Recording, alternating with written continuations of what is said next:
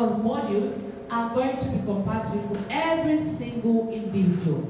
And it's after this completion that you are going to have the certification with the 360-degree program.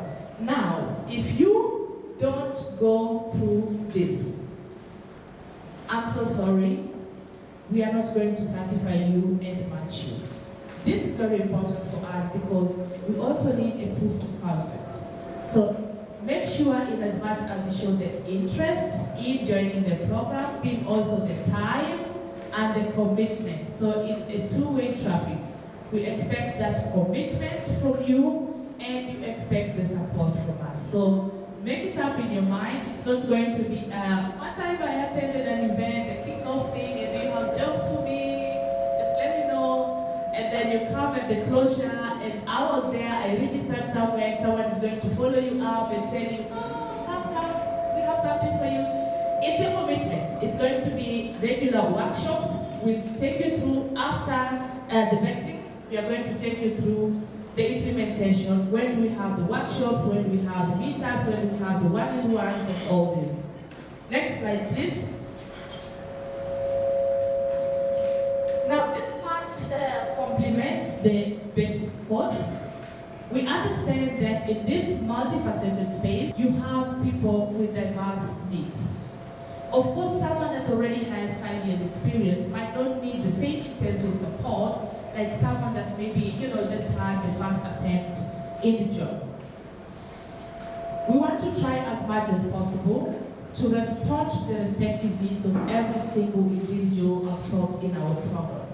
So this basically complements the basic part that we have that is compulsory to everyone. With this, it would be responding to your individual needs. When do we need a one-on-one mentoring, those empowerments, those encouragements, the intensive CV reviews and all this, those that need intensive support preparing for the interviews, how do you present yourself, how do you do the profiling of the company you want to approach, how do you prepare for the job fair when we are going for the job fairs, the application documents, the visas, how complete is your application. So these ones will really respond to your respective need. For those of us that maybe are not so fast like others, or those that have maybe a faster pace and are like, just tell me what to do, I'll do it on my own. We have really customized the program to ensure that we take note of these respective needs of individuals. Yes, and the center-based skills, so this is where you're also going to have, in this complementary part, you're going to have different support measures based on maybe also the sector, the years of experience, your qualifications, the target company, and the space you're going to venture into, and all this. Then the sectoral thing, like we have IT and hospitality. Of course, some of them might need information that might not be applicable to everyone. So don't worry about that, we're going to take care of that. The next slide, please. The project covers 3 main cohorts. Each cohort takes like 5 months.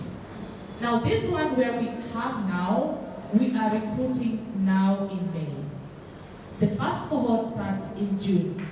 So if you haven't been registered so far, endeavor to do that as soon as possible. And within this scope of 5 months, we are going to have both the 2 courses. The basic one with end certification, and then the complementary one supporting you on your individual level.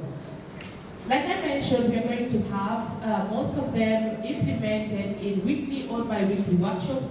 We understand that really at this stage, you are engaged already in other spaces. So we are not going to have intensive trainings or the full week we occupy your time. Nevertheless, we expect commitment from you. We'll take you through what will take place when, on which days, and especially weekends and late evenings could be the hours you're going to use. Because you're not going to pay anyone for the courses, yeah? You bring the support, you bring the commitment. It's a mutual thing. You can go to the next page. This is, I think, talked about enough already. You can also skip that and go to the next page. This QR code For those of you that haven't been registered already, this is the QR code to scan and then register in our tool. We are not going to have any manual registrations. You're not going to submit any papers, any forms, any files to us. No sending of emails and attachments, and try as much as possible to make it seamless, accessible to everyone, automatized. Yeah? Everything is automated in our tool. So we might take time responding to your emails. But once we have you in the system, we track you from this. It gives us ease of time. It gives you also the relaxation that once you submit your application, someone is in charge. So we might not have this every time exchanging mails and exchanging, the WhatsApps. The WhatsApp team, to ensure that you are connected and you're in communication with each other to avoid missing any activities, that one the team will take care of. But then for the formal part, it's just a one-time tracker. You scan the code, feed the information, every other thing will be put across to you. I think that's fair on both ends, right? So we can't talk of fighting the bureaucracy and we create the same. So no paperwork with us, it's a one tracker, you scan this and you're in. The next page, please.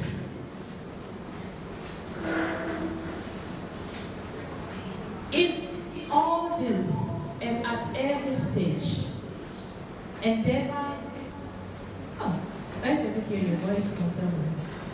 Endeavor to be very open to us, give us your feedbacks. Where you are encountering challenges, feel very free to talk to us. We might not have the capacity of running after you and finding out what is wrong with you. Before you pull off, before you shine off, before you feel overwhelmed, before you feel lost, try to be open with us, communicate with us openly. We'll try to support you where we can. And where we can't, we'll also be very frank with you and tell you that. So let's avoid assumptions. Let's try as much as possible to be on the same page at every given stage. Next slide, please. Oh, that was fast. I'm done. Thank you so much, Mr. Ahmed. And if you need any information, of course, feel free to get in touch with us. Thank you. Thank you very much, Edith. I believe there are a lot of questions.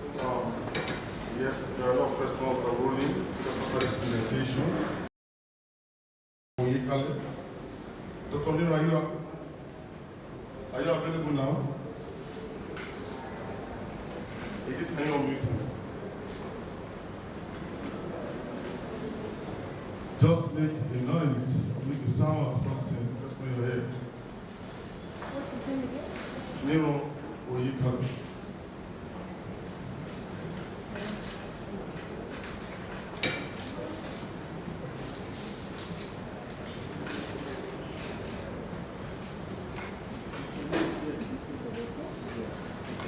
Is he online?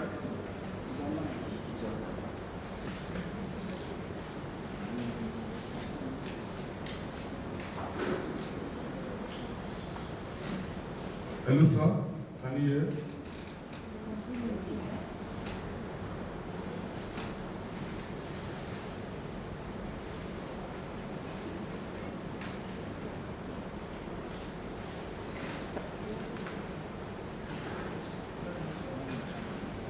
Get into all the camera. Dr. Nino, you can put on your camera. Is it on?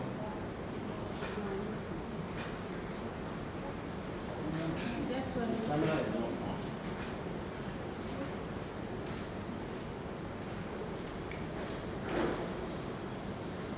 All right, so if it's not available, maybe we need to move ahead.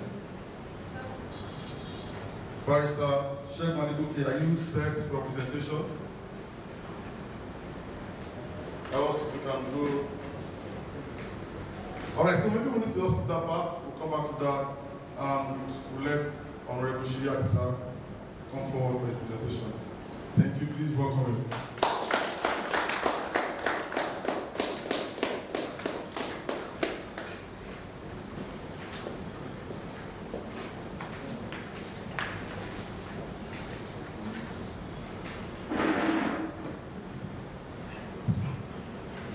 Good morning, distinguished ladies and gentlemen. It's my extreme pleasure to be here to give, if you like, a goodwill message. Because just sitting down and listening to what I've heard this morning is almost unbelievable. Really, can we celebrate the 360 Alliance? I know why I'm saying this.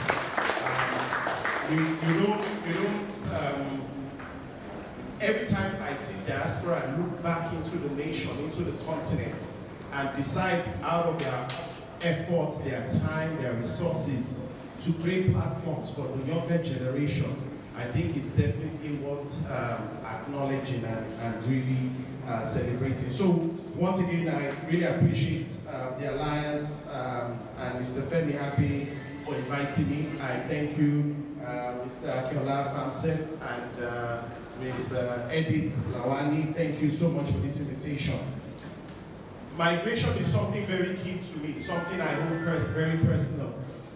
In 2020, I was in the House of Assembly and I heard the story of a young lady that just finished secondary school, and in the quest for greener pasture, she had been told of opportunities abroad, and she took all her life savings and took from brothers and sisters and cousins and uncles, and she took this money after listening to a radio advert, and she paid money, and he promised her, I think he started from UK, then he went to Poland, then they kept changing the country until she eventually left, and what she met was far from a greener land.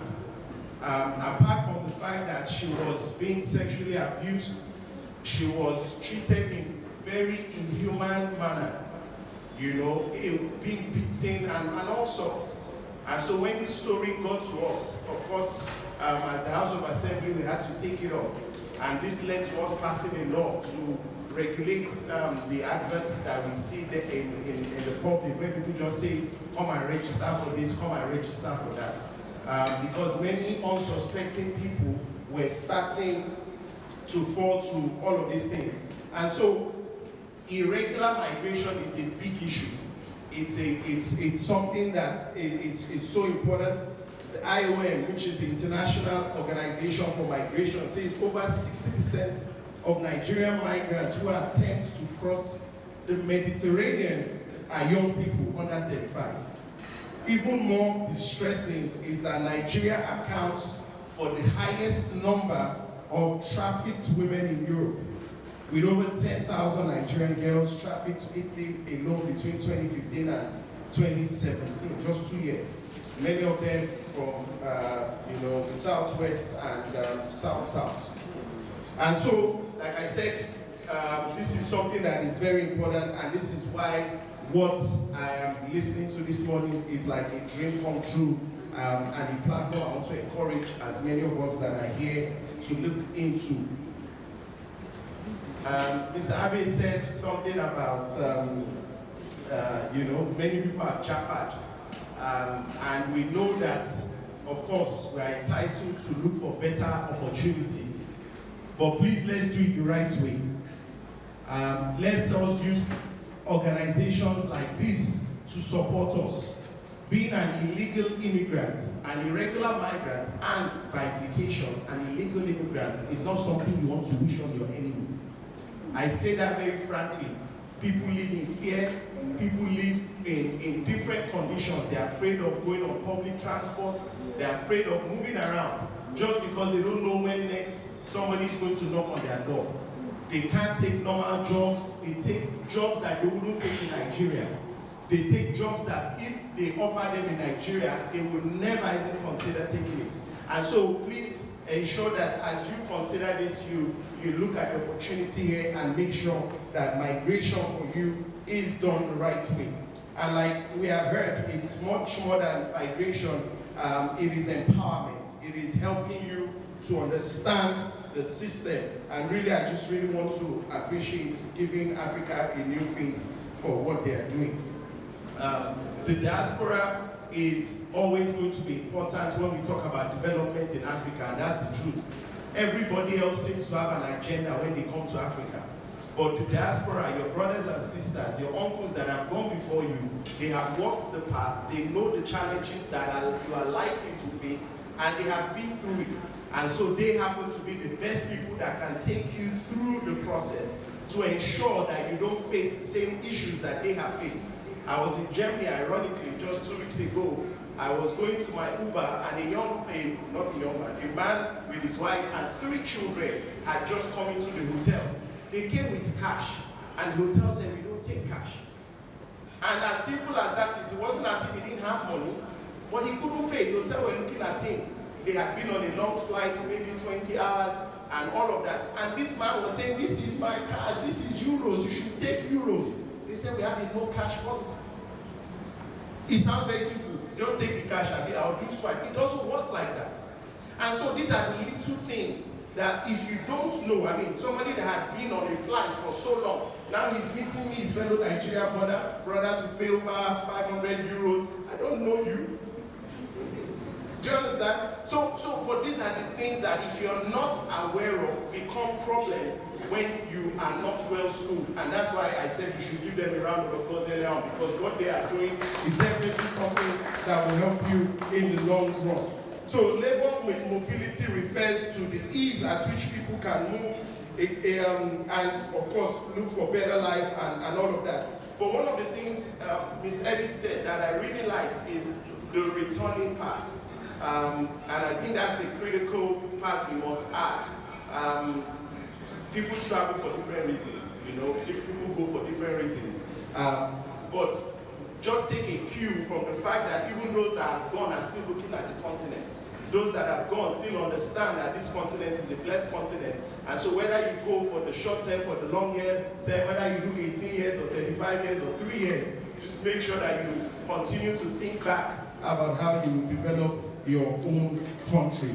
And so today I just want to clearly say that my organization, the Sheikh Hadiza Development Initiative, is excited and ready to collaborate with Give Africa a New Face now on the 360 Labor Mobility Program. Whether it's through training, my organization, we train young people in what you call marginalized areas, but I refuse. My place is a city in its own right. I come from Awe in Afidjo local government. I was honorable member representing Afidjo at the time. And we are continuing to try to raise the standard of people across. And so we do a lot of trainings for young people, vocational skills, technical skills, digital skills. We even use sports and as many ways to make sure that we open platforms. All of us have talent. All of us don't have the same opportunity. And what you always lack in a lot of times is the opportunity, and which is what 360 Mobility is providing for you today. So once again, I commend this program. I give it full support. They will help you with visas. And look, even to get visa is not a means, if you understand what I mean. So if you're going to get free tutelage on the whole process. I was at the German embassy twice. The first time, my passport number was wrong, and I was chased back to Ibadan. I had to go a second time. Something looked like it was so simple. It wasn't that easy. And so if you're going to get people that will even take you through that process, and when you get there, they'll say, is it Schengen? Is it something visa? Is it AP visa? Is it I just want to go to Germany. Help me out here. So if you have people that will help you with all of this, I think it's definitely something you want to take. Cultural shock, a lot of things. Germany, beautiful country, beautiful country. I hear it's 98% literate. That's amazing. The older generation don't speak English as much, but the younger generation speak English, which helps a lot. You know, for somebody like me that couldn't speak German now, you know, I just look at you young or old and I'll speak to you, and most of them could speak English. I just saw a system that really worked, something I was really proud of. We keep hearing German machine, and I really saw the German machine in operation. And it was just something so beautiful to watch. So it's a great country. If you're in IT, hospitality, definitely you want to take this program. So as I close, I just want to say that the world is no longer waiting anymore. Nations are empowering their youth through skills and talent development. This 360 mobility is a platform for you to be a global citizen, to be able to take your giftings, your talents past the shores of Nigeria to become a better person and hopefully also look back at how you contribute to the growth of the continent. So let me reiterate, labor mobility is not just movement, it's empowerment, it's protection, it's dignity. And we must understand that our people are our greatest resource, not even what we have under the ground. And so I want to give Africa a new face for taking this bold step, for considering Ibadan as their pilot. They could have gone to Lagos, they could have gone anywhere, but they considered us here in Oyo State as their first stop, and I think we should personally thank you for that. And we look forward to working together with you and to ensure that the people in this room, the people that will have the opportunity to take this program will not disappoint you. Once again, thank you very much for listening. Thank you very much, Honorable Sheyi Akisa, for that beautiful speech. Thank you for taking us through, giving us the platform also to know that you're also doing something in this space. And you're talking about collaboration, and this is what we do, this is what we actually want to do. We thrive on right now collaboration and partnership. And that is why we feel we should expand our scope, not just to stay in Lagos. We believe there are talents scattered across Nigeria, and we believe that we have youths who are skillful, who are willing to actually migrate through the right path. And of course, they don't have the opportunities. And that is why we feel bridging this gap, giving them this platform, the right information, which is what we are doing now. We can't tell people not to jackpot, we can't tell people not to travel. Migration is part of the fundamental human right of anybody. And so all we need to do is to create alternative, regular pathway, ethical recruitment for individuals to migrate, to fulfill their dreams and aspirations. It's good to know that you actually even use sports, the medium to channel and to support the youths of your constituency. Thank you very much for what you do. Now, because we Alex Uturu, the Southwest Regional Coordinator for the National Commission for Refugee, Migrants and Intern Persons, is not here, but she's represented by Ms. Ijoma Ifuna and Zainab Olale. Just about 5 minutes to just say 1 or 2 words from Alex. Please, can you welcome? By the way, let's say completely agency that coordinates everything that concerns migration, return, readmission, reintegration. And that is why it's critical for us to have them here.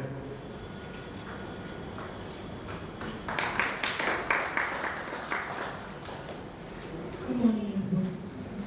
Good day.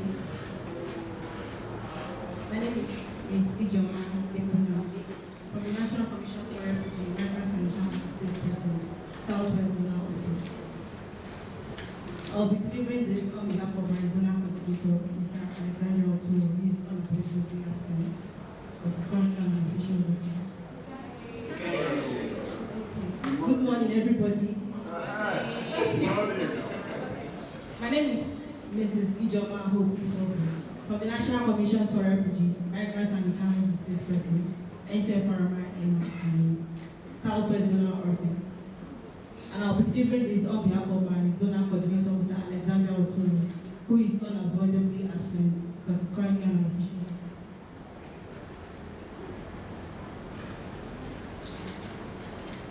Distinguished ladies and gentlemen, I bring you warm greetings from our Southwest Zonal Coordinator, Mr. Alexander Oturu, who is unavoidably absent as he's currently on an official meeting. It's a great honor to speak before you at this launch of the 360-degree Labor Mobility Program, an initiative that aligns perfectly with the National Commission for Refugee, Migrants and International Displaced Persons, committed to promoting safe, regular and dignified migration.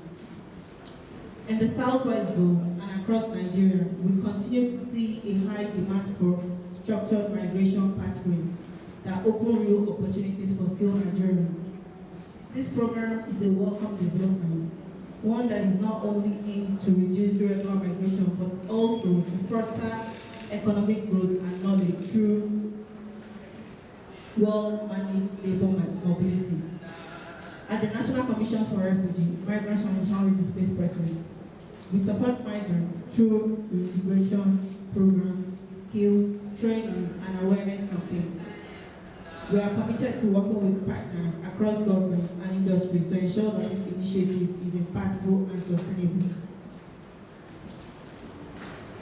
And as the coordinating agency for return, readmission, and integration, and also the coordinating agency that has to do with refugees, migrants, internally displaced persons, stateless persons returning to Nigeria, I would like to say that this program is a welcome development, and we look forward to seeing that is more impactful and sustainable.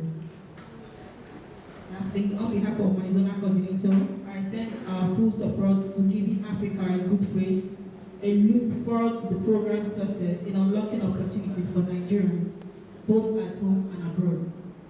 Thank you very much.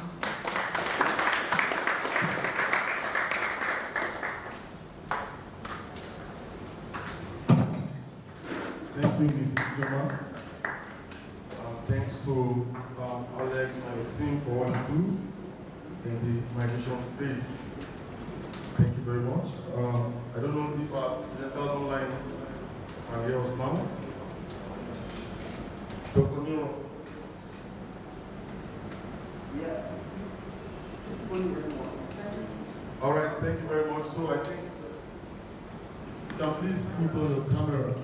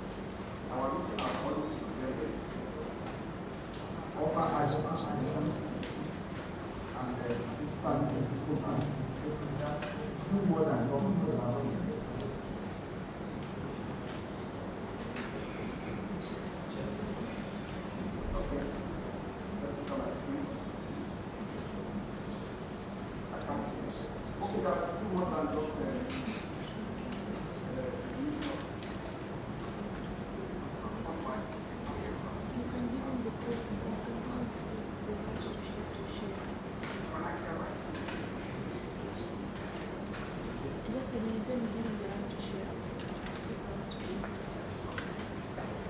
Did you give it? No. Then you just hold on short.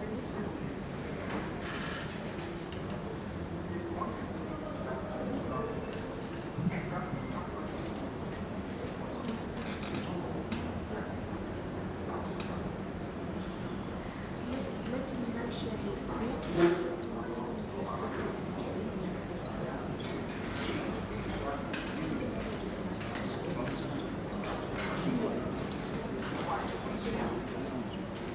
Yes, Dr. Nero, can you please hold on for just 1 or 2 minutes? Let's fix something here. We can't get you ready. And we'll get back to you so we can be on the same page.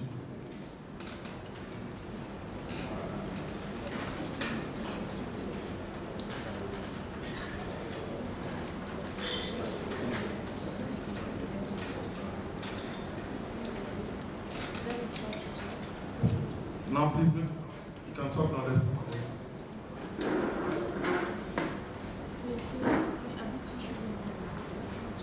Yes, maybe you should go close to.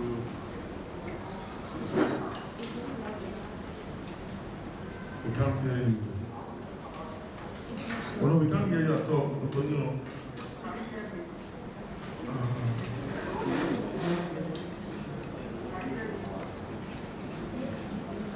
Wait. Yes, speak. Not very well. No. Oh, just a minute.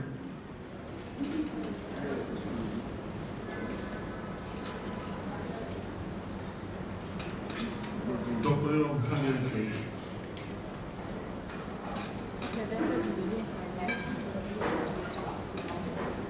Those in the okay, those online can actually hear you, but we can't hear you.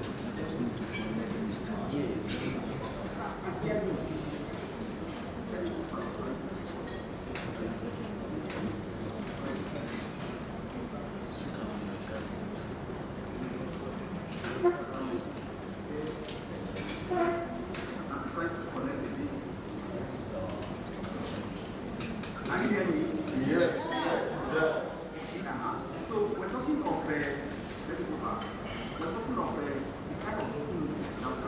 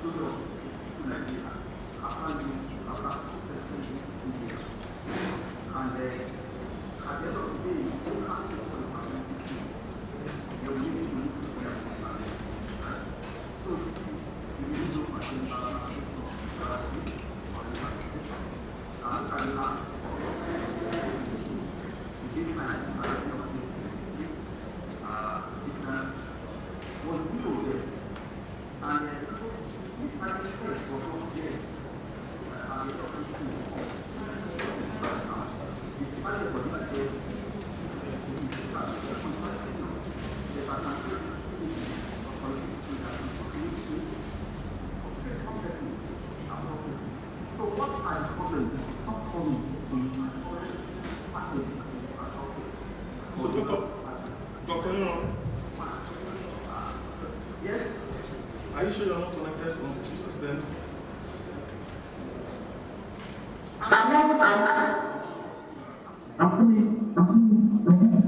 Okay, let me, I'm joining with another line.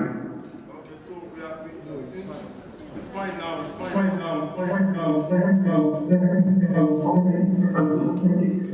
Can you hear me now?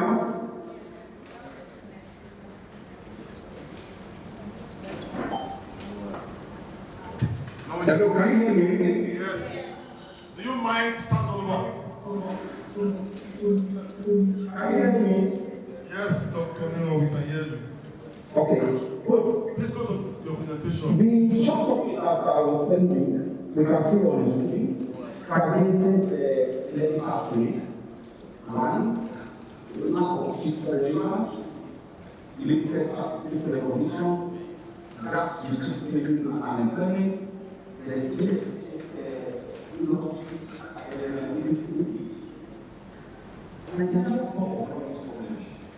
and if you work with the national intelligence world, when you look at this work in class, it is a level of people 2.2 and the UNESCO Global Work reference.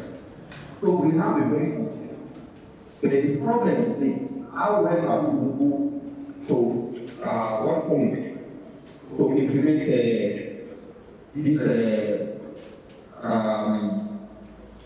to implement this framework. That's it. So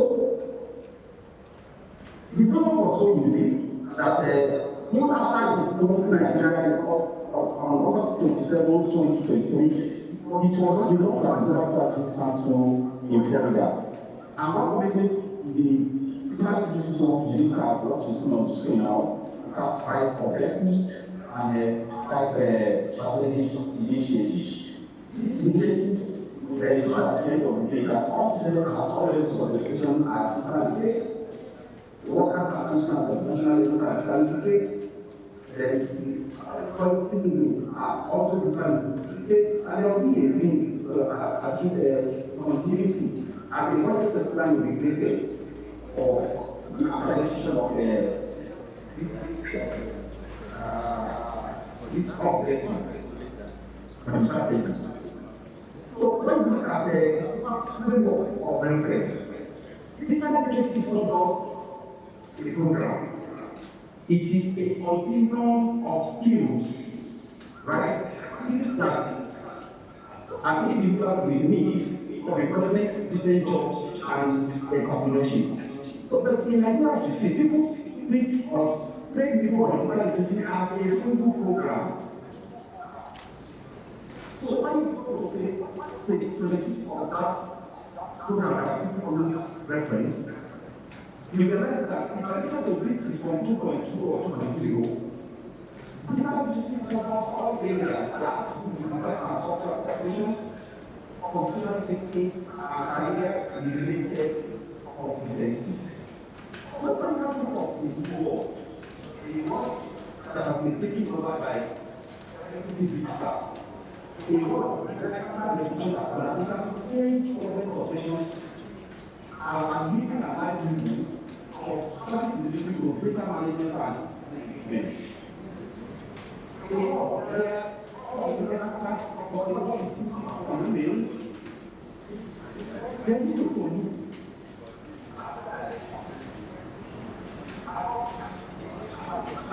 new strategy. And that's why I'm pushing to you today the future-proof economic model. A model that is open, that offers a well-integrated ecosystem where learners are bounced through clearly marked stages, where curriculum is clearly adapted, constantly updated in response to market, regulation, and technological shifts. A model that aligns learning journeys with internationally recognized certifications so that there is proof of skill attainment. A model with project-based learning and multidisciplinary immersion, where there is stronger academia industry reach. So, how do we embark on this model? In Nigeria, as we speak, there are two documents or two policies or frameworks. We have the National Strategy Framework, which I was opportune to guide ministers to develop, and the National Development Plan. These two documents actually recognizes the need for a baseline assessment. That it is important for you to actually know where you are before anybody starts to impute anything into you.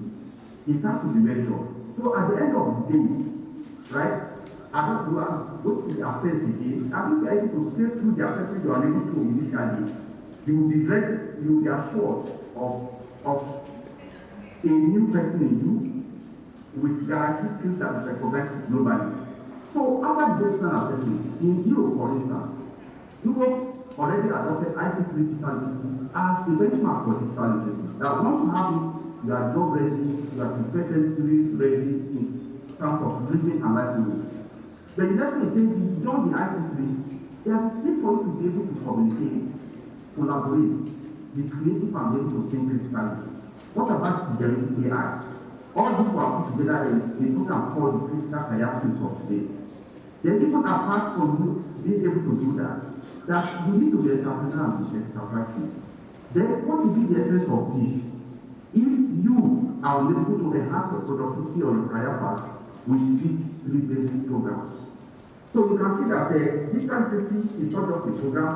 Digital literacy is a continuum from ICT to entrepreneurship skills, to communication skills, and to career. So in this wise,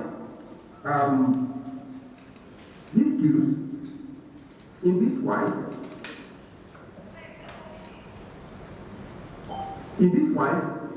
these careers are in two distinct pathways. We have those that are completely IT driven, and the ones that are IT supported. So, but before I go into that, look at how you can embark on a skilling journey. Everybody will need those fundamental skills. Skills in digital literacy, the basic skills in communication skills, and skills in entrepreneurship skills. It is after then we can now move on. Let us look at for those on IT career pathway. You realize you need 1 to 3 first. Then the lesson is saying nobody should impose any career on anybody. So at Liberty, you should choose any two of the following. If you are actually on IT career path, it is when you choose any two of these, all to certification, to global certification, and you are able to have this to the basic 3. That will give you digital basic as a continuum of 5 distinct programs. Unlike what is being, fed to Nigerians currently, that digital basic is just a basic thing, digital basic is just one program. No. So after this, if you now choose to go on cloud computing, note very well now that your digital basic ends at the beginner level. For anybody to cloud computing, before you launch into cloud computing proper, you must have had what we call the ICT, the critical career skills, the entrepreneurship skills. Then you must have had again 2 programs on IT at the beginner's level. If you just look at the direction you can go. Number 2, if you are software development, I am trying to cut my explanation because of time. This is for network security, anybody interested in that cyber security, device protection management, we talk of networking, we talk of databases. Therefore, those on IT, non-IT supported career pathway, you still need the IT to don't forget, you need the critical career to don't forget, and ESP. For instance, now, you are on PMI. After the PMI program, you have to go back to the IT program and pick one that will support your PI readiness. For those in engineering, we talk of the autocad and all the rest. You have to go back to IT and pick one that will support your engineering.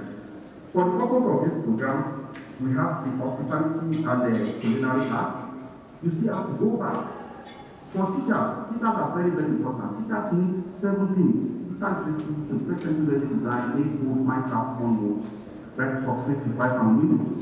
A teacher will have all these complete and still go back to the ITC and pick one that will support that. It is after you're able to do this, and you have 5 basic skills that will stand you out because of the global certification to terminate those programs anywhere in the world.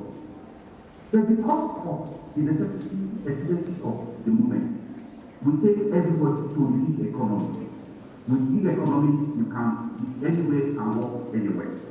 So this is what we offer at as our company that actually stands us out. This is a summary of what I just tried to explain now. That you need the 3 basic ones, you need 2 of the IT or IT career path, you need 1 and 1 if you are not on the IT career path. So if we are able to do this, we will be able to have a pool of future ready workforce with globally proven skill certification that is recognized anywhere in the world. We'll be able to consolidate growth of skill development initiatives across all our programs or our initiatives. They will be able to have a competitive advantage and workforce with global recognition if we are able to adopt this. So what am I saying? That there is always a need for collaboration because overall, digitalization in Nigeria is a complex and multifaceted endeavor that requires a comprehensive and holistic approach. Successful implementation will depend on government, organizations like yours, and then stakeholders like perhaps, and all of us must adaptively evolve technology trends and education paradigm. So we are able to do this because we are planning to be a partner of and representative of sector. Sector is a case view business. It is known worldwide as provider of global certification based in Utah. So through this strategic alliance, we deliver international recognized digital certification that is recognized anywhere in the world. Our vision may be ambitious, yet granted, to become one of the most innovative, creative, and productive IT consulting firms in Africa, and globally recognized by the African. And we are well on our way, as you can see in our program. Our core values remain efficiency, innovation, integrity, and a culture of excellence guide every solution we design and every relationship we build. But we are not just technologists, mind you, we are digital change agents. We help review the National Digital Literacy Framework. We advise on national development plans.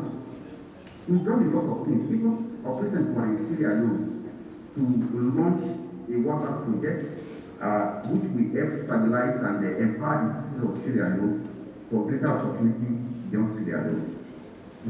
What truly sets CTC apart is our people-oriented or people-centered approach. Whether it is through large-scale training programs, IT certification rollout, or IT consulting projects, our goal remains the same: empower people, institutions, and the economy. We remain committed to building not just digital skills, but digital competence, digital accessibility, and digital inclusion. Because for us, every Nigerian, Oba Honduras deserves a seat at the table in the global digital economy. So let me close with this. Technology is not just a tool. It is a bridge that we know we can provide. A bridge to opportunity, to innovation, and to economic freedom. At Comics Technology and Consult Limited, we are building that bridge, one certification, one skill, and one partnership at a time. So we want to thank our partners at this juncture, Salesforce, and those that believe in us, federal ministries, state governments, the private sector, educational institutions, and our international aims for trusting us with this vision. We invite more collaborators, and that's why we are here talking. More institutions and more champions of digital equity to join us, because the future is digital, and together. Thank you very much. Thank you very much, Dr. Thank you very much. Unfortunately, we couldn't hear you at the beginning. Yes, but finally, we were able to make a presentation.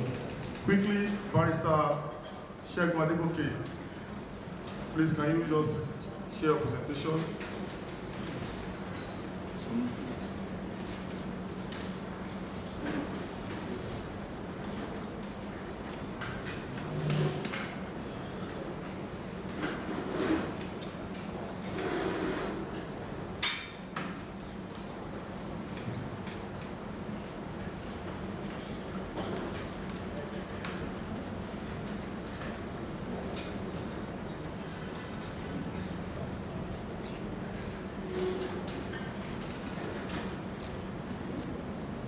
Can you hear me?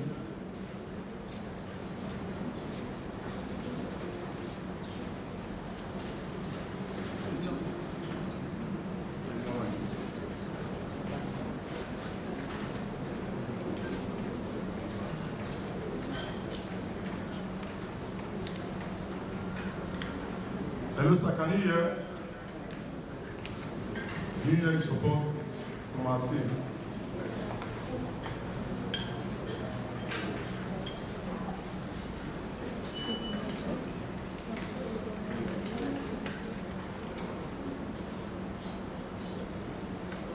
So we can't hear you.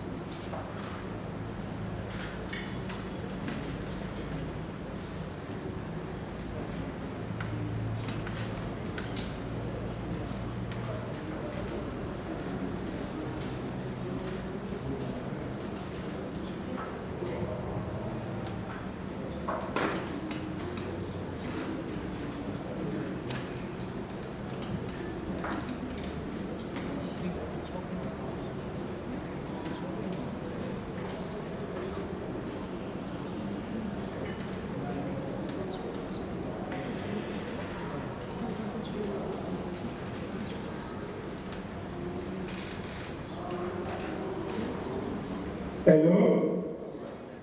Hello? Yes, we can hear you, sir. Go ahead. We can hear you, sir. Okay, can you hear me? Yes. Good afternoon, all. Hello? Hello? Hello? Hello? Okay, yeah. Hello, good afternoon, all. Good afternoon, we can hear you.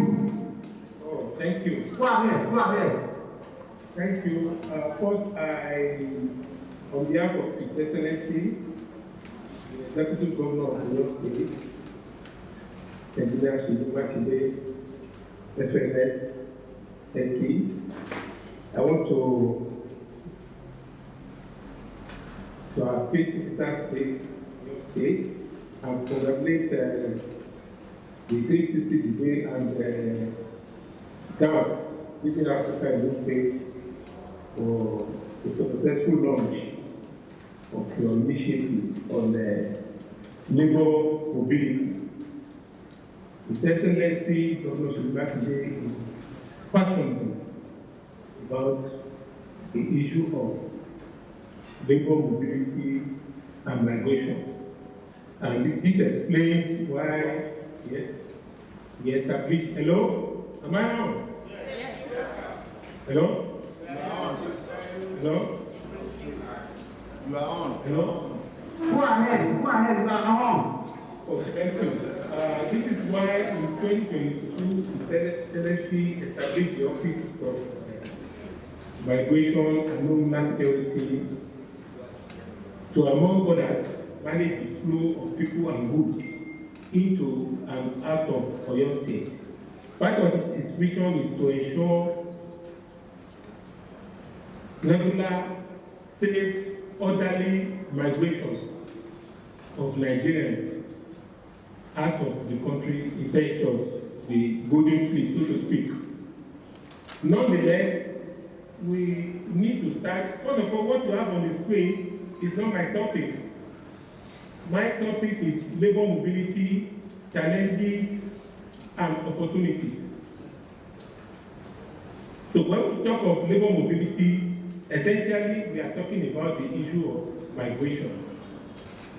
And as you all may be aware, migration is a global phenomenon that's old as creation itself. In the sense that even in the Bible, you had about Lot moving from Sodom. And in the Quran, you have Muhammad moving from Mecca to Medina to escape persecution. So the factors of migration are varied from socio-economic, political, education, environmental, being displaced. The child is dried up, people have to move.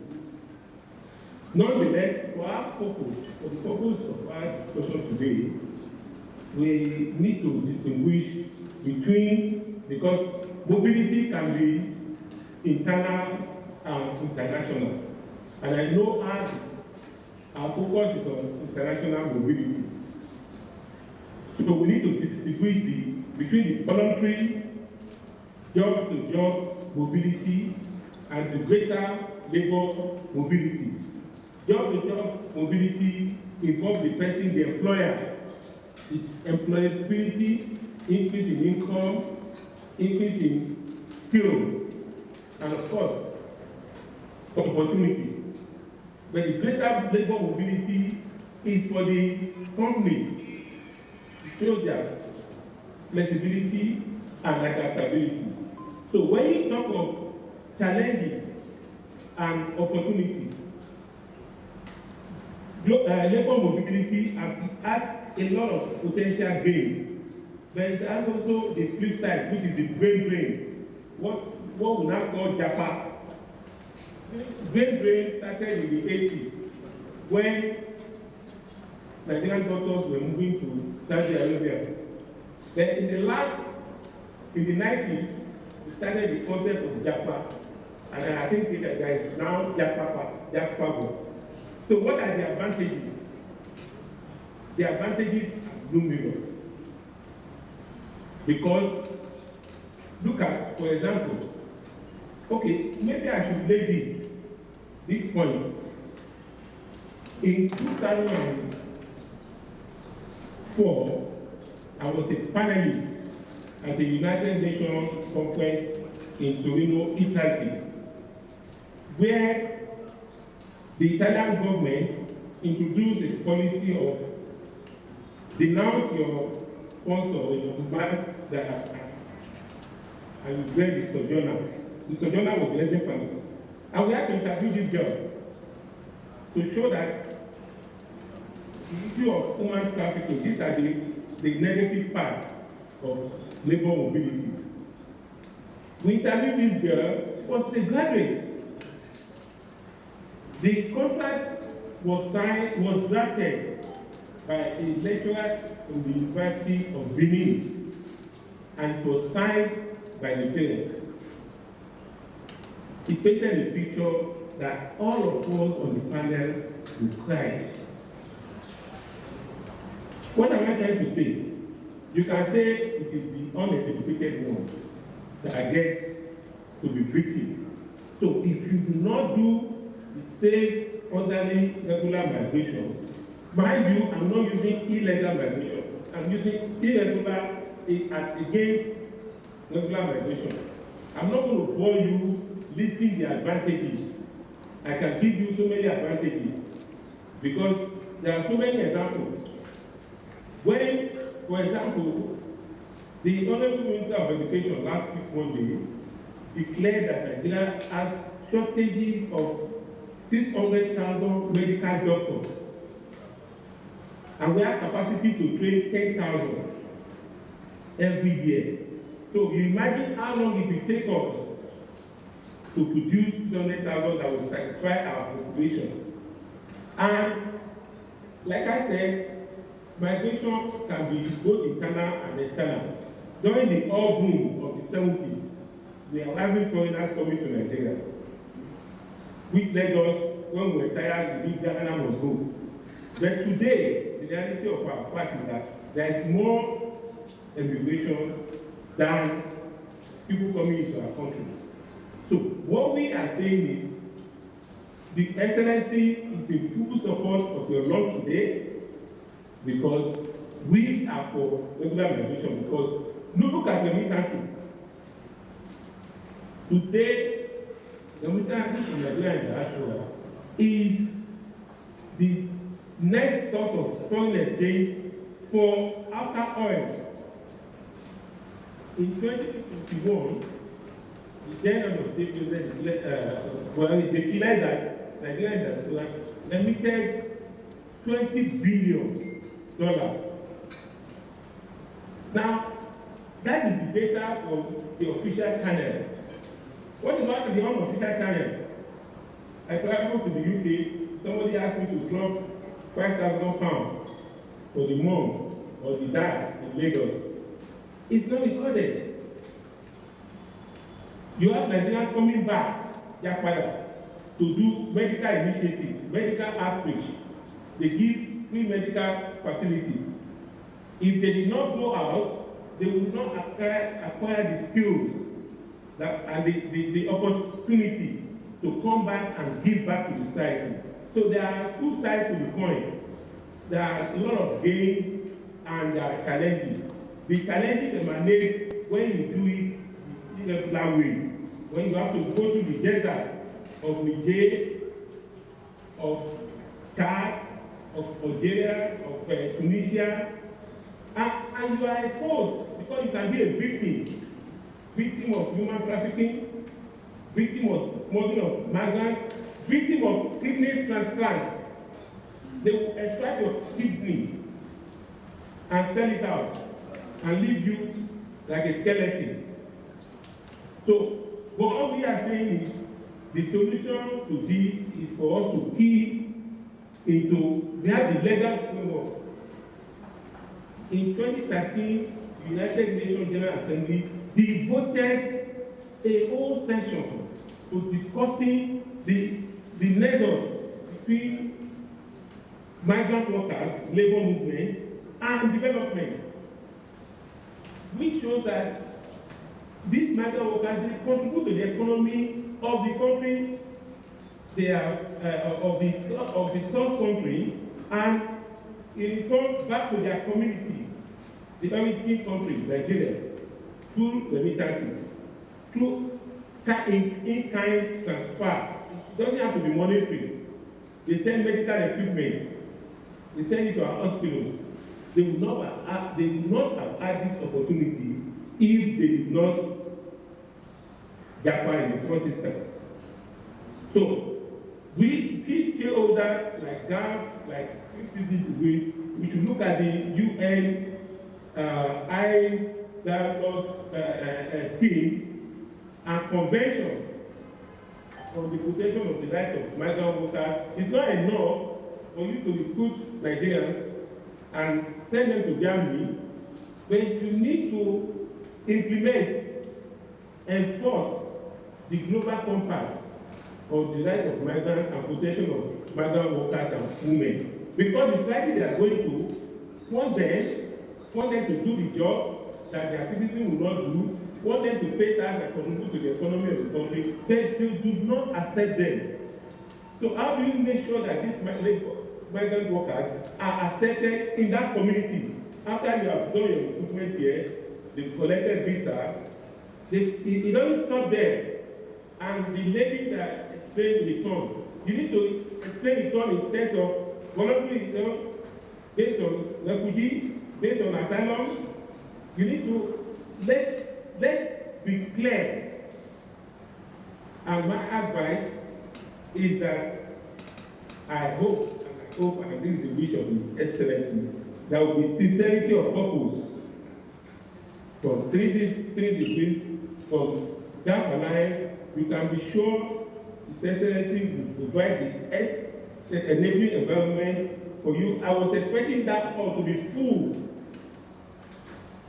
Because if you ask the Nigerian graduate today, what would you like to do after your graduation? Of course, you want to japa. And you can't blame him. Because japa is not negative. I've told you the positive side. Look at during the World War, Second World War, and after the Second World War, it takes Mexican migrant workers to uphold the economy of America. Because they were there. In Nigeria, all boom, you are having to do colony here. We are buying, we have how many assembly plants? Those were gone, Mercedes, they were assembling cars in Nigeria. Today, it's no longer there. We need Nigeria to go out there, acquire this skill. We had, okay, in December, I'll tell you this. I went to the bank on the road with my auntie. Because my auntie was in uniform, the bank manager approached him that he could talk to me. Yeah. And I said, what's it? He said he's been having problem with his passport for 2 months. He applied for passport and he got accepted passport. Come on. Immediately I put a call to the passport officer in Ibadan. And he got his passport. That was in December. And then January, this same guy called me that he was calling from the UK, that he has secured a job with His Majesty's tax office. This is the kind of japa we want to promote and we want to encourage and we want to advise Nigerians to go through the process of 3 degrees, what they are, the initiative they have brought up now to take it to Germany. But please don't japa to the desert. Don't let anybody tell you there are jobs there, you are coming with me, work in the restaurant as set up your own fashion designing, beauty salon. The job is not there. It's a fluke. Don't fall for it. Go online. Go online. Hello? Hello? Hello? We are hearing you. Hello? Hello? Yes, we can. We are together. Hello? We can hear you, sir. Go ahead, we are hearing you. Go ahead. Okay. Please, okay. I'll give you another example. You can go online, search for jobs. You can work with the United Nations. right from the comfort of your own home, you can apply for jobs with the United Nations, and if you have the tech skills and qualifications, I can assure you, you don't need to know anybody. You don't need Godfather. I got a job with the United Nations. In 2011, I applied. I was interviewed. I was driving my car in Abuja on a Saturday, and I got a call from New York and said, introduce themselves, the panel, and said if I was available. I said, of course, can you allow me to park my car? And I conducted the interview and I got the job. And I served with United Nations as immigration advisor from 2012 to 2015. I came back 2015. If I can do it, you can do it. Do it to the safe, orderly, and regular migration, like the platform that is being provided by Princess. Finally, for the advocate there, Honorable Doctor, we are providing the technology. You've seen it all. Today in America, 46% or 42% of professional medical scientists, mathematicians are foreigners. Northeast, dentists, they are, despite the policy of the present government in America. He cannot do without them. So do the JAPA through the regular means, and please let us advocate for the domestication of the African Union passport, which was launched in 2016 in Kigali, Rwanda, and is in existence now. The beauty of that African passport is that the gardener is at the back of your house. Who is the gardener? Whom you are giving 5,000, 10,000 to support him, and the family is giving, and to get an African passport, travel to Nairobi area, it doesn't need visa, clear a good by the University of Nairobi, set up agriculture, and get invited from the beauty of the country that they are built by the university or by the lecturer of the community, and he will start sending money home. Just the only thing he needs is the passport. So let us encourage our National Assembly to domesticate the African Union passport, and then the benefit far outweigh the disadvantages. Thank you all. On behalf of the Excellency, once again, thank you for this opportunity. Our office is open to collaborate, to collaborate, and to also cooperate with organizations like yours. The only thing we demand is sincerity of purpose. God bless you all. Thank you very much, Barrister Amagutu. That's a very beautiful one. Coming from the fact that you work with that from the immigration service. Hello. Just to emphasize that all of what you've just got for the passport from the African Union, the field of the passport is something the federal government should amplify. And now Nigeria owns chairmanship position to coordinate the RAPA process. National Commission for Refugee Migrants, it's your call. So we need to push more during this discussion, during the RAPA process discussion. One of those things we must talk about. And also, you mentioned about the return, the type of return, the forced return, voluntary return, spontaneous return. All of that are things that should be put on the table during the RAPA process. Nigeria got so much commendation in terms of migration policy, but I know we still have a long way to go. A lot of Nigerians are actually in Southwest Africa, Southwest ECOWAS states, in doing odd jobs in sex slavery networks, quarries. This was Ghana, Nigerians are there, being trafficked there, in the Middle East. In fact, Cote d'Ivoire, Senegal, Mali, countries that we never expect to find Nigerians. Of course, there are a lot of blockages to actually arrive in Europe. But these days, you see Nigerians everywhere.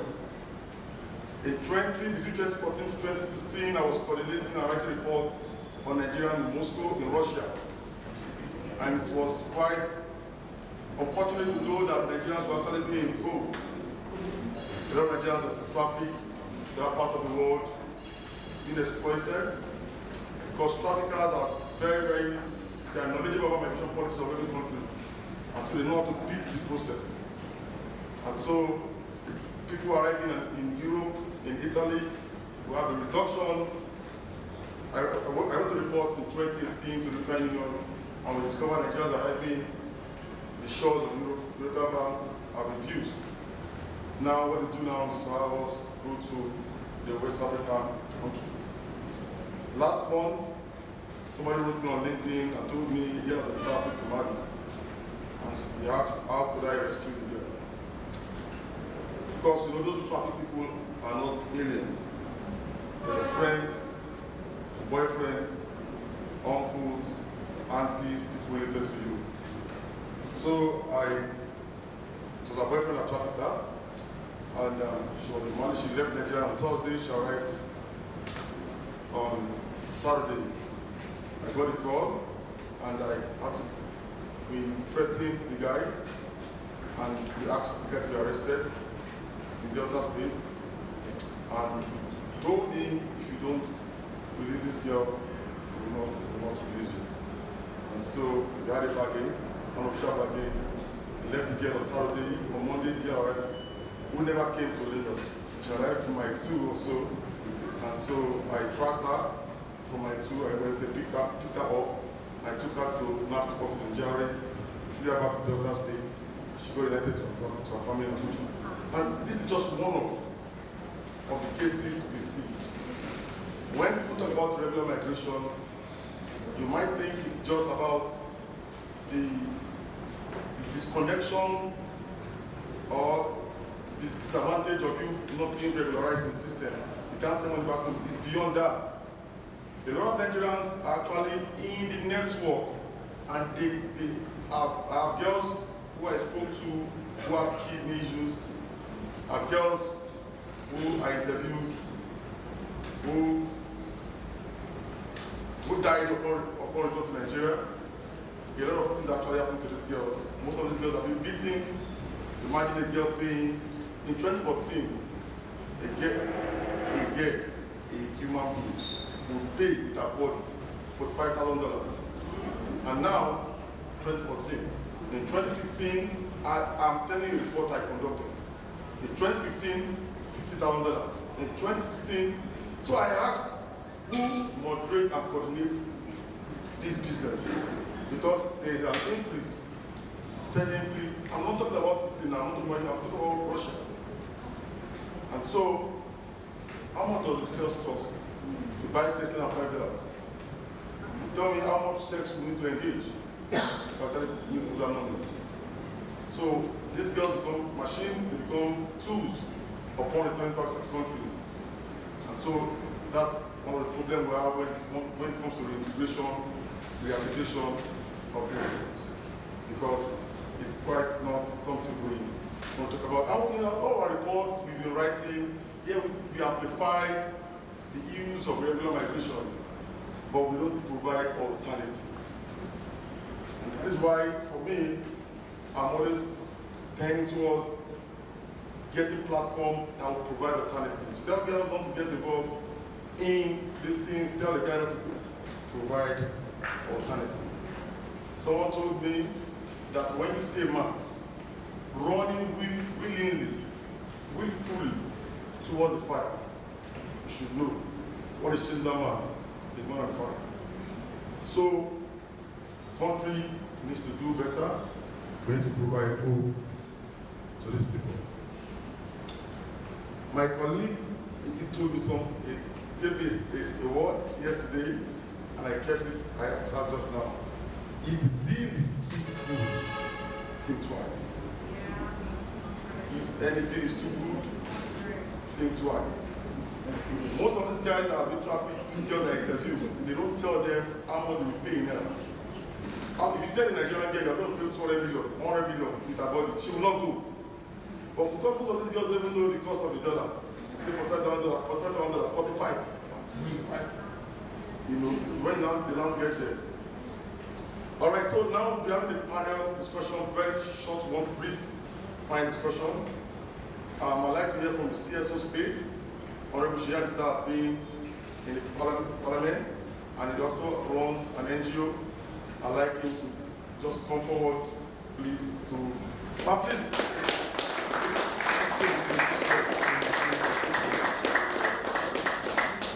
Please come help me with these chairs.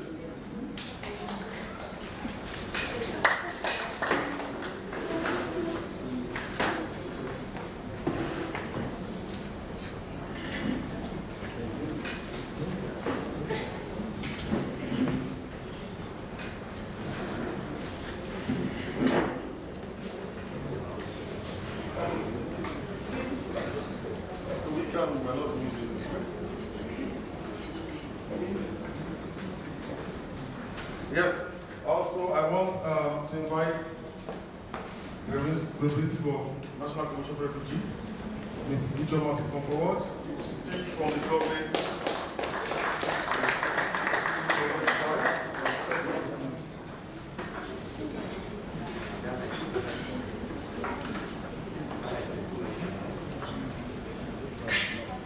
Are you fine, sir?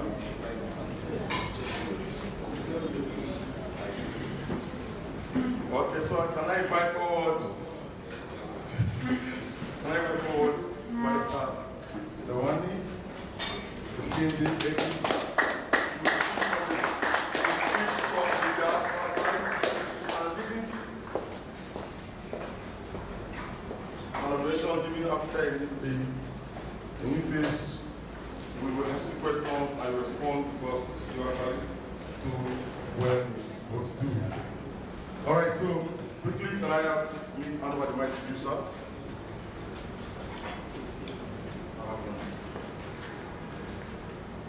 All right. So what do you think are the challenges of labor mobility from the CSO and government perspective? You know, from the state government perspective, what are those challenges you think it does labor mobility? As one that runs CSO, what are those challenges you find in that space? I think early education is important, which, you know, really from secondary schools. One of the things my organization is actually trying to do is create clubs in secondary schools, migration clubs, so that from a young age you understand when somebody tells you these things, you are aware that this is true, this is not possible. You know, but when people don't know and they promise you supposedly heaven, I mean, like you said, if something is making you run to the fire, it means, you know, and people just believe this is better than what we are facing, as it were, and then they go. So the earlier people know the education, the advocacy, the ability to get into the systems early, our curriculum in schools should include matters like this, so that young people are well aware and they understand that, yes, I have a right to travel, but I should travel in a regular way. I should not be a victim to the different, like you said, sometimes family members, sometimes close people that come and tell you it's okay, I can get you to Sweden, I can get you to this, I can get you to that. So I think it's education at the earlier stage. And that's why the migration club that we, you know, I know we are doing that, and I know some other people too are also thinking of that. I think that would help educate the companies a lot better. Well, thank you very much, because you not only mentioned challenges like poor awareness raising in this space, and then we also talk about early awareness raising, teaching these people, bringing in clubs, what to do in the CSO. Thank you for that. Yes, so I'm bringing it back to you. The same question from the government's angle. Good afternoon, everybody. So on the same question, I would like to state that for Lagos State, the National Commission for Refugee, members of this person. I would like to state that the same question that we responded to, when regarding interventions and how to curb irregular migration, that the National Commission for Refugee, members of the State President, have signed an MOU with the Lagos State government to open up migration clubs in most of the government schools cut across Lagos State. So So currently in Lagos State now, there are a lot of migration clubs in most of the government schools. So this helps in ensuring that students they are now aware. So if you go to most of Lagos State secondary schools, you see that they have clubs. Clubs are running, and yearly we run competitions among them with their other colleagues to ensure that they carry up with what they ought to know about migration, especially irregular migration. So now, if you meet them and talk to them about things that involve irregular migration, they'll be able to know red flags. The last one we did, we talked about sports. The one before the one on sports, we talked about other things that they could do competitions on. So when you see them from their secondary schools, they already have this awareness about migration, the regular and the irregular migration, and the pathways, the actual ways to migrate if you really want to travel out of your country, the things to look out for and the things not to look out for. So it's important that those students are now aware, because irregular migration will come in different ways. It comes through even the things you can't even imagine. So opening up these clubs are now going to ensure that these students are being carried along. So you don't even have to get to probably university or wherever to start knowing the do's and don'ts. From secondary school, people are now enlightened. You could meet up with secondary school girl now in Lagos State and be like, oh, you're going to follow me over the weekend, we're going to Germany. She'll be like, no. First of all, where is my passport? Where is my visa?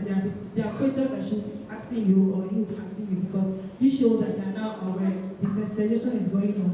And apart from the schools, even the religious leaders are now helping in this process to ensure that they talk about this in their various centers, like the Christians and the Muslims, talking about them, because most of all these youth, they look up to their religious leaders. You see that somebody who even wants to believe more on what his man of God or his imam is telling him more than probably what his parents is telling him. So we see these religious leaders which also advise them and talk to them on how to ensure that these youths are following the right process, because you see them sometimes they'll be like, oh, let me listen to my man of God, or let me listen to my man. So when these imams and this man of God now know that they need to tell them the actual truth, they don't need to go through the wrong route. If not, like I say, migration is not good. Speak from the diaspora point of view. Well, I think the major parts have been mentioned already. What lacks is this awareness. And I think really awareness comes at a very late stage. We need to incorporate this information into our education system as early as possible, because most of the time, by the time you're graduating, of course, you want greener pastures. From the word go, you're out of school, you're looking for greener pastures. And it's quite unfortunate that for the further studies, already they would be planning with this. So increasing these opportunities of creating awareness at a very tender stage is very important. And I love this idea of the clubs, because if you can have really support mechanisms or these policies here incorporated within groups, it helps here even with this peer-to-peer counseling within a certain setup. From us as diasporans, we always advocate for transparency. I mean, with us going there, it's not always just green from arrival. It's not always just beautiful. My notion when I came from Kenya at a very young stage, I migrated at the age of 20. That was the very first time I was even leaving any Kenyan border. So I never knew anything that was happening outside my own environment. And every time the picture I had about abroad was like, oh, it's always this fancy. And you have money like everywhere, you don't have to work hard. I mean, everything is just working so fine. Huh? And then you go over there and you realize it's not as green as you thought. A command to us diasporas, it's a commitment, and that's why we have such kind of programs. It's for us a commitment to ensure that we also transport the real picture of what abroad is and try to support as much as we can, because you realize that even as sometimes we suffer, we just want to come back home. It's only that there's no one to welcome us home. So when you come, you save for the full year and you spend just 2 weeks holiday, you want to portray a picture of, man, I'm doing good. And when you threaten everyone around you, they feel like they don't belong. They would want to admire what you are celebrating, what you enjoy. not knowing that it's all fake. And we can't really fake it well because life is hard there, I tell you the truth, it's hard. So we enjoy the privileges when we come here. But it's for 2 weeks, 3 weeks, 4 weeks. What you don't know is how we live within these 2 weeks and 4 weeks is a reflection of what we've worked for the full year. So we'll try to always be transparent with you. For us as diasporas, the maximum we can do is convey the true picture of what abroad is, so that our people don't give up their opportunity. And really, we find it so sad when some leave their well-paid jobs, they leave their families, they had already established roots, so it's not like they were just hanging around and had nothing to do. But this notion of, I'm going to get it much better than what I have here, prompts them to leave what they have, the future they've already begun building, and then they sell everything, invest it in a future that is quite uncertain. So we'll try as much as possible from our diaspora perspective to just bring the full picture of what it takes to migrate abroad, who is suitable for this migration, it's not meant for everyone, and also what kind of mindset do you have to prepare when you come? How do you have a soft landing, and how do you have a long-term plan when you come abroad? Thank you very much for our response. Lastly, I just want to ask as organization, as CSOs, as governments, as diaspora, what are the main challenges you face in actually amplifying or executing and implementing projects as regards labor mobility? What are those challenges along the line that you face as CSOs?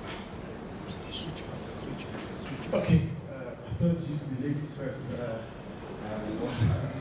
All right, so the challenges, I think it's straightforward. A lot of it is, it's always usually a funding challenge.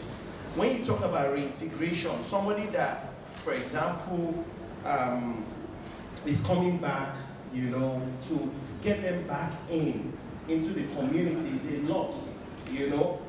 One of the challenges people that don't want to, come back is what would I eat at home, as it were. So housing, getting you understand, a skill, because many people that left for,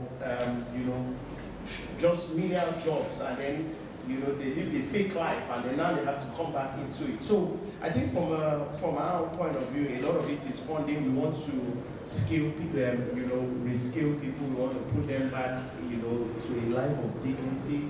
We want to put them into a sense of purpose. But then it's always more than likely a funding issue. I think we could do more on that side, and a lot of it too is collaboration, understanding how to collaborate with others. You can't do everything. So you take your space, you work there, and then you have a network of others that you can work with to build community. But and then I think usually there's sometimes, because people that have come back in the first week, there's a mindset now they're carrying, so having to help them through that process of resettling, and understanding that there's still life here, it can be a big challenge. So you're working with a lot of almost, people who have hurts, people who have things they were, maybe forced out, and so having to therapy, counseling, all of those things. So there's a lot, but I think maybe I'll just say funding is usually our biggest challenge as an organization in terms of getting people integrated. Thank you very much. Funding, collaboration, and what again you mentioned? Funding, what? Just like building networks. Building networks. Okay. Okay, so for this part, I would like to, one of the challenges is, the first one is insufficient bilateral agreement. That is why we're happy that Nigeria, the National Commission for Refugees, is the one hosting the Rabat process, the chairmanship for Rabat process for this year. That will help us to ensure that we'll have a lot of people come together, countries, and we'll discuss this and see how we could move forward on the migration space. So, insufficient bilateral agreement to ensure that everybody is in the same space and we do better things ahead on the migration space. And the second thing too, when I talk about funding, I because for the voluntary returns, when these returnees are coming in, especially when we talk about the first return, we don't really have a lot of NGOs like diving into that space, because when I say the commission is the coordinating agency, the commission doesn't do everything. We coordinate while we have other CSOs and all that coming to also join in the process. So when we receive returnees, like first returns, people that were probably deported and all that, we don't have a lot of people like coming into the space. Unlike, for instance, when we have the lottery returns and the IAM is big one. The first returns, we probably just have the IRARA group, the PCI, and all that. Unlike the voluntary returns that have major sponsors that come into the space. So we're looking at where we have a lot of people still coming to the space to ensure that when these people come in, they have like how to like go about and they resettle back to the country. Because when they come in and there's really nothing for them to like hold on to, it's really like in a basket. So instead of funding is really a big part of the process. So funding is also a part of the challenges that we're facing, especially on the first return migrants. Thank you. Thank you. Three main things affect us so much in trying to implement the support we want to implement, or rather the project ideas or initiatives. It's collaboration, management of expectations, and sustainability. Most of the time we realize that when we come, the expectation is like whenever you want to implement any project, you have a huge funds and you're commissioned to do this. It's your obligation, you need us. Our own systems here for all the diaspora initiatives, they're always built on mutuality. We want to try as much as possible to give back to the community on mutual basis. We share common interests and then work on it together. So the key aspect of everything that all the diasporans do, you must have engaged in any of their activities around any institution partnering with you. It's all about collaboration. We want to reach you as much as possible, from the government level, the civil society, from the entrepreneurship level, the youths, yeah, the elderly people, the leaders, yeah, of the community. All the things we are doing, if we don't collaborate together with you and build those strong alliances, there's nothing we can be able to coordinate from the other side. Coming here together today is only possible because we had a soft landing, we had a good welcoming with the team that you see around here. We did shop them around and bring them from abroad. They are here, meaning all this expertise, all these skills you see around, you have them here. The only thing we can do is add value to what you already have. So you bring in your piece, your skills, your networks, and then we bring in ours and we partner together. It makes everything more sustainable. When we come to open those doors, of course, I learned there's something called, I don't know whether to mention it. Okay, I'm told not to mention that anyway. Okay, I'll avoid that. But anyway, when we come to open doors, unlock those doors for us. Sometimes there are opportunities that open more doors beyond the door you opened for us, from whatever level. And we don't choose who to really collaborate with. Today it could be a camera person that is important to me. Tomorrow it's a cook somewhere. And I'm very good in sharing my numbers, my team knows this. I won't even share it with the Uber driver because you really don't know who will be your savior tomorrow. It's all about collaboration and building partnerships. It makes everything more sustainable because when we fold our hands and live here, if all this we did today was based on who we paid to be here or to do this or to take up this role, meaning when we are going, the money is gone, there's nothing left behind.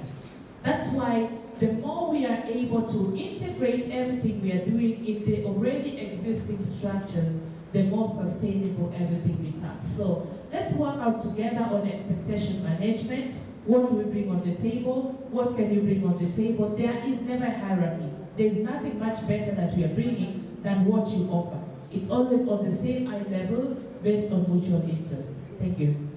Thank you very much to the panelists. Just to say this, that one good thing that has come forth is the partnership and collaboration and networking among ourselves. Best we can actually reach out to people who have the skills to assist ourselves is to partner together, to work together, to connect the dots. If I know something, if I can share with other persons, or if I'm good in rehabilitation, I have a center to train youth, why not? So we must work together, must build synergy to make sure we reduce the number of unemployment in our country. Thank you very much, panelists. Thank you very much for your responses. And the floor is open for questions. If you have any question, you can ask questions now. Just after that, we'll go for lunch. Our lunch is served to go to the hotel. Right? Is it ready? Yeah. Okay. So, but we'll take our questions. After questions, we take our photographs. Okay. We'll take pictures, then we'll go for lunch. We can let stakeholders leave, and we can attend to those who need individual counseling. All right? So if you have questions, can you please signify so we bring you the mic?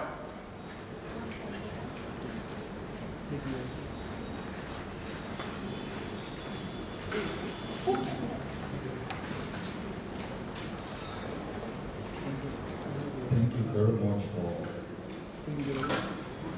the opportunity since morning. And I appreciate the organizers and the crew as well. Reverend Samuel Soji Babanike from Ibadan, Southwest Local Government.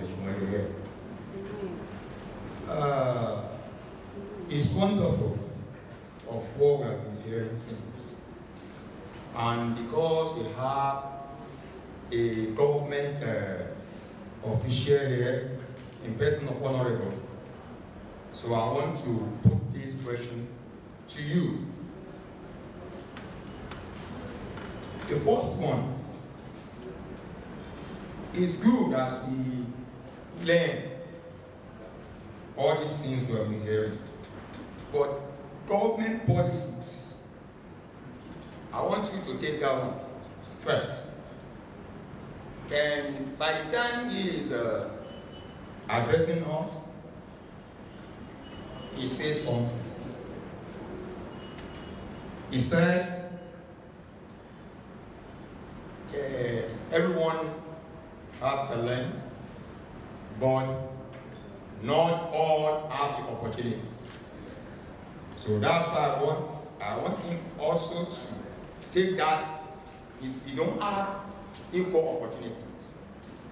Like the way he got his own opportunity, many people may not. So I just want you to maybe help us on that. Then, talking about this migration and traveling, Japa. I got a sister who died through this desert traveling. It just reached us that she's already dead. And it is through the sea. So, and they even buried her at that place. So, poverty line. What are we going to do on that? And the last one, woman trafficking. Those who are dealing with such a thing, when they are caught, is there any instant judgment or instant punishment to curb the situation, to stop it? Because it seems as if those people who are even practicing all these things, they are even having big people that are backing them up. So if something can be done, maybe we will not even have central issues on this woman traveling. So that's just what I want you to help us answer. Thank you very much. All right, so thank you. First of all, I'm no more in government. I left the House of Assembly in 2023. So maybe Barrister Adegoke is, I'm not sure if he's still online, if he's better able to speak to your question. But generally, yes, it's the truth. Opportunities are not, talent everybody has. Opportunity is different. And in my own experience, we create our opportunities. See tomorrow. But I guarantee you that the more doors you open, the more that will be open. And so that question, of course, maybe the government answer would have been, we are creating jobs and we are creating this and we are creating. I can't speak to that. But what I do know is that, we're keen on skill development, we're keen on entrepreneurship, we're keen on people taking their own future into their hands. Anyway, I remember when Shopee came out to say, it's themselves they give it to, and people did not apply. Then Empower came, come out of it, and that's why it's a mindset thing, sir. I think, we must create our future, we must take our future in our own hands, we must try our possible best to do that, and then collaborate. The more we collaborate, the more opportunities we create for ourselves. I didn't understand your second question, so maybe I didn't get it, but maybe my colleagues will be able to answer. Thank you. Okay, let me take the second question. So the second question is about if they are, for the offenders, for the prosecution of people that are involved in trafficking and all that. Okay, so this question is, for the response, I will talk about that there is a coordinate, while the National Commission for Refugees is the coordinating agency, there is a commission vested with the mandate to punish offenders of traffickers of persons. That's the National Agency for the Prohibition of Trafficking of Persons, that's the NAPTIP. They have the sole mandate by the federal government of Nigeria to punish offenders when caught, and in fact they punish and even deliver judgments and all that. They have that sole mandate to do all that. So the NAPTIP has the power, they are being vested with the mandate to punish offenders when found and traffickers of persons. So the Nigerian government is aware that there are people trafficking persons on a daily basis. So when anybody is being found, the person is not going to be going scot-free. The person is being referred or moved. If it's the commission that finds the person, we move the case directly to the NAPTIP. So upon return, when the returnees are coming to Nigeria, there's this form that they are being made to fill, and they write the reason they are being, the why they traveled and all that. So if your case falls under that category, the call you can say you were trafficked and all that. Oh, we know that this is the case that NAPTIP has to handle. So there are punishments for that, and the people that are involved and indulge themselves, and those are going to be handled by the National Agency for the Prohibition of Trafficking of Persons. That's the NAPTIP. They have the sole mandate to do that. All right, thank you very much. Thank you very much. Dr. Niro Ikale wants to make a contribution. Please, can you unmute him? Dr. Niro.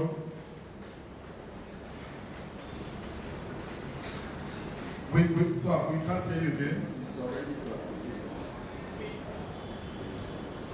Can you hear me? Right. Can you hear me? Yes, sir. Hello? We can hear Right. you. Can you hear me? We can hear you, sir. Can you hear me? No problem. Can you hear me? Hello? Can you hear me? Dr. Niro, we can hear you. Hello? Good afternoon. Can you hear me? When I listen to discussions on labor mobility, it actually gladdens my heart. Why? Because mobility is not a bad thing. And for a country like Nigeria, with our youthful population, we cannot help but encourage Nigerians to embark on this embark on this journey to other lands. Because if we continue to train our people, no matter how much we empower them, our economy cannot sustain, cannot absorb everybody. So we don't have a choice than to encourage our people to take to labor mobility. All I think we should do is whatever we are not doing rightly, let us start immediately to do them now. For instance, in area of capacity development, this is 21st century. And up to this moment, Nigeria has never integrated digital literacy, which is the mark of readiness for anything you want to do, either for living or for livelihood, into any level of education system. That's not all. Even efforts at empowering ourselves have suffered great setback because of lack of standard. We don't have an index. The part to be relevant in the digital economy of this world. Just yesterday, I submitted a proposal, to the Federal Ministry of Foreign Affairs on this Rabat process. If we know about Rabat process, Rabat process is the Europe-African dialogue on migration and development. I just sent a proposal to them on the need to encourage Nigerians, to empower Nigerians, so Nigerians can be encouraged to take to this labor mobility. As you know, that there is skill shortage all over the world. So there is no country that is 100% independent when it comes to the issue.